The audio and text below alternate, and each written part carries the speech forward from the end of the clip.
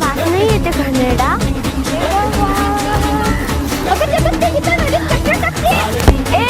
गीता, अगं तुझी काय कचरा टाकायची जागा आहे का? अगं तुला आम्ही किती वेळेस दिले, लक्ष कुठे?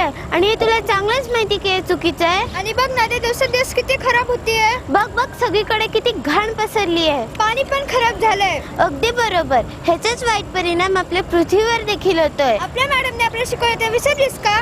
हो गो, मला सगळं माहित आहे, पण माझ्या आईने सांगितलं कचरा बाहेर टाकू नये, कारण आज कचऱ्याची गाडी चालली नाही. मग तू हा कचरा कचरापेटीत पण टाकू शकली असते ना.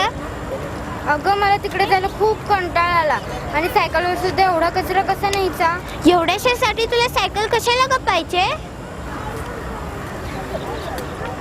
गीता, तू काय केलंस आहे? कळतं तुला काय केलंस आहे? अगं सगळं कसं नदीत टाकलंस? मॅडम आज कचऱ्याची गाडी चालली नाही. कळतं तुला? कळतं गाडी आली नाही म्हणून तू कसं नदीत टाकतेस? मॅडम मला माफ करा, हवे तर मला शिक्षा करा. शिक्षा तर तुम्हाला करणारच आहे. खरंच मॅडम? अगं जर तुम्हाला मी शिक्षा नाही केली तर तुमच्या लक्षात कसं राहील? गीता सांग भाऊ, जलप्रदूषणाचे काय दुष्परिणाम का मॅडम? बघून जे लक्षात किती राहिलेत. नदीमध्ये कचरा न टाकणे, घरातील सांडपाणी किंवा कारखान्यातून येणारे कचरा, तेल, औषध हे सगळे नदीत न सोडणे.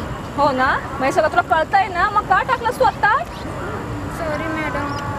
आणि मॅडम आपण पाण्याचा वापर सुद्धा योग्य प्रकारे केला पाहिजे. बरोबर.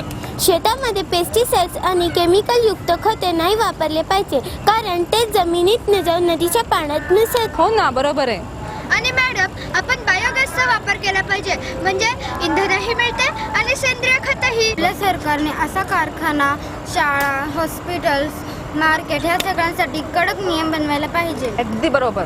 खरंच मॅडम, सगळ्यांनीच कचऱ्याची योग्य ती विल्हेवाट लावून खते बनवले पाहिजे. आणि मॅडम घरातले अशुद्ध पाणी किंवा सांडपाणी शुद्ध करूनच नदीत सोडायला पाहिजे. अगदी बरोबर. चला मग आपण सगळ्यांनी मिळून एक प्रतिज्ञा घेऊ. चला. आम्ही शपथ घेतो की आम्ही पाणी प्रदूषण करणार नाही आणि निसर्गाचं संरक्षण करू. आम्ही शपथ घेतो की आम्ही पाणी प्रदूषित करणार नाही आणि निसर्गाचे संरक्षण करू.